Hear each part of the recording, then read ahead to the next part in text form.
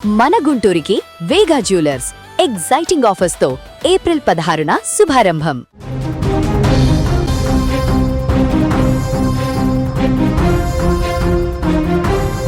విజయారెడ్డి కేసులో సంచలన విషయాలు వెలుగులోకి వస్తున్నాయి. గత కొద్ది రోజుల క్రితం అంటే సుమారుగా 2 నెలల క్రితం తెలుగు రాష్ట్రాలలో తీవ్ర సంచలనం సృష్టించినటువంటి చర్లపల్లి సాఫ్ట్వేర్ ఉద్యోగిని విజయారెడ్డి ఫ్యామిలీ ఆత్మహత్య కేసులో ఇప్పుడు బిగ్ ట్విస్ట్ చోటు చేసుకుంది. ఈ ఏడాది జనవరి 31వ తేదీన తన 2 పిల్లలతో కలిసి రైలు కింద పడి విజయారెడ్డి బలవన్మరణం చేసుకున్న సంగతి మనందరికీ తెలిసిందే. అయితే ఇది అందరూ కూడా ఆత్మహత్య అని అనుకున్నారు. కానీ ఆస్తి కోసం సొంత వాళ్ళే పన్నినటువంటి కుట్ర అంటూ విజయారెడ్డి భర్త సురేందర్ రెడ్డి ఇప్పుడు సంచలన ఆరోపణలు చేశారు. తన భార్య పిల్లల చావుకు అత్త పుష్పలత బామ్మర్ది చిరంజీవినే కారణమంటూ ఆయన పోలీసులను ఆశ్రయించడం ఇప్పుడు ఈ కేసులో ప్రకంపనలు సృష్టిస్తుంది.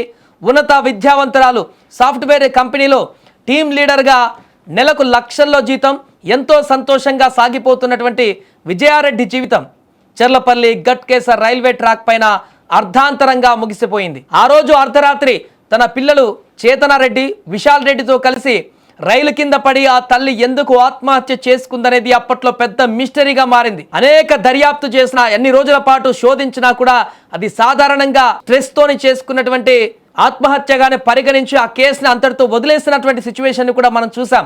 దుబాయ్లో సాఫ్ట్వేర్ ఇంజనీర్గా ఉన్నటువంటి భర్త సురేందర్ రెడ్డి హుటాహుటిన ఈ మరణం తర్వాత రావడం, అంత్యక్రియలు జరగడం కూడా పూర్తయిపోయింది.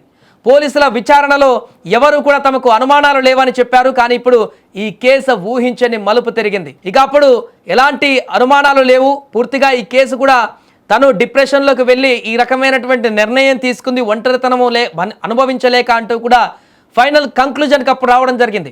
విజయారెడ్డి మానసికంగా ఒంటరితనాన్ని అనుభవించి ఆ మానసిక స్థితి ఈ రకమైనటువంటి ప్రోద్బలానికి గురి చేసింది అని చెప్పేసి ఆ కేసును అప్పటికి కంక్లూజన్కి తీసుకువచ్చారు. కానీ ఇప్పుడు మరొక ట్విస్ట్ చోటు చేసుకుంది. దీంట్లో తాజాగా విజయారెడ్డి భర్త సురేందర్ రెడ్డి సంచలన విషయాలు బయటపెట్టారు. తన భార్య పిల్లలను అత్తమామలు బామ్మర్ది అకారణంగా పొట్టన పెట్టుకున్నారని ఆరోపిస్తున్నారు.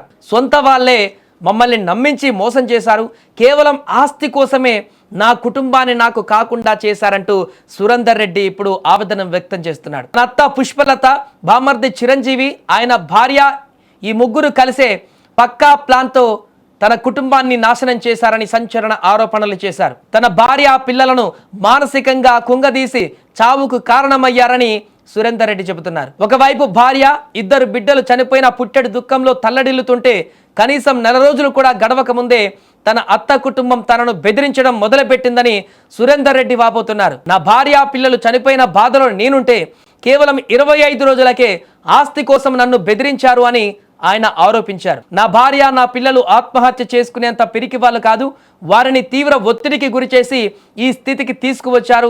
ఒకవేళ వాళ్ళ వేధింపులకు నేను కూడా చనిపోతే నా ఆస్తి మొత్తం నా తల్లిదండ్రులకు లేదా ఒక ట్రస్ట్కి రాసిస్తాను, కానీ ఆ కిరాతకులకు మాత్రం నా ఆస్తి దక్కనివ్వను అంటూ సురేందర్ రెడ్డి తీవ్ర భావోద్వేగానికి గురయ్యాడు. నిజంగానే ఈ కేసులో కొత్త కోణం ఉందా? ఆస్తి కోసం సొంత కూతురునే పొట్టన పెట్టుకునేందుకు ఆ కుటుంబం గతంలో వ్యవహరించిందా? సురేందర్ రెడ్డి ఆరోపణలలో వాస్తవం ఎంత? జనవరి 31 రాత్రి విజయారెడ్డి ఎందుకు అంత కఠిన నిర్ణయం తీసుకున్నారు?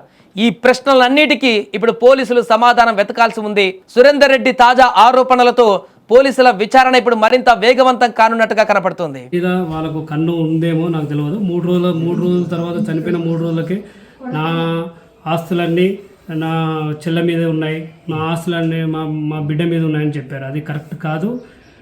అది తప్పుతో పట్టేయడానికి, మీడియాని పోలీసు వాళ్ళు తప్పుతో పట్టేయడానికి, వాళ్ళ ఆస్తులు ఏమి లేవు ఈమె పేరు మీద. ఎవరైనా కానీ తన ఆస్తులు తన మీద పెట్టుకుంటే తన ఆస్తులు బిడ్డ పేరు మీద పెట్టారు. ఇంకోటి ఏంటి అంటే మా ఆస్తులే ఆయన రియల్ ఎస్టేట్ చేసేది. రియల్ ఎస్టేట్ చేసి మేము ఇచ్చిన డబ్బులతో రియల్ ఎస్టేట్ చేసేది.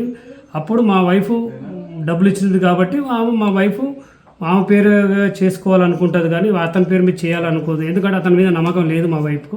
ఇన్ని రోజులు ఇప్పుడు 18 ఏళ్ళు ఆయన రియల్ ఎస్టేట్ అంటాడు. ఆయన రియల్ ఎస్టేట్ ఏం చేయలేదు, ఇట్లా కూర్చొని పడుకొని ఉంటాడు. ఏదైనా రియల్ ఎస్టేట్ చేయాలనుకుంటే అలా చెల్లకి చెప్తాడు, ఈడ ఒక 40 లక్షలు ఉంది ఈఎంఐ అని. 40 లక్షలు ఇచ్చిన తర్వాత ఆ డాక్యుమెంట్ అన్నీ మా భార్య దగ్గరకు వస్తాయి, సిగ్నేచర్ పెడుతుంది. ఓన్లీ రిజిస్ట్రేషన్ టైంకే వెళ్ళి రిజిస్ట్రేషన్ చేసుకొని వస్తుంది. ఇవన్నీ వాళ్ళు చెప్పినవి రాంగు. మీరు పర్సనల్గా ఎంక్వైరీ చేయండి. మీరు ఎంక్వైరీ చేసి దాంట్లో నిజాలు తెలపండి. నాకు నమ్మకం ఏంటంటే ఆ 3 గంటల సేపు ఏం జరిగింది ఇక్కడ. ఆ 3 గంటలు మా వైఫ్ ఏదైనా సూసైడ్ నోట్ రాసి పెట్టిందా, ఇంకేమైనా రాసిందా, అది నాకు తెలియదు. ఎందుకు వాళ్ళు 3 గంటల సేపు ఇక్కడ చదవవలసి వచ్చింది. ఇంకోటి మా వైఫ్ బెడ్రూమ్లో ఒక కాలిపోయిన కాగితాలు కనిపించాయి. ఎవరు దాన్ని కాల్చారు, దీని ఈ హిస్టరీ వెనుక ఎవరున్నారు? మా అత్త, మా బొమ్మడిది వాళ్ళ వైఫ్ వాళ్ళేనా, ఇంకెవరన్నా బయట వాళ్ళ వ్యక్తులు ఉన్నారా? అది తెలుసుకోవాలని ఉంది. ఖచ్చితంగా వాళ్ళ చావు కారణం ఎవరైనా కానీ కఠినంగా శిక్షించాలి.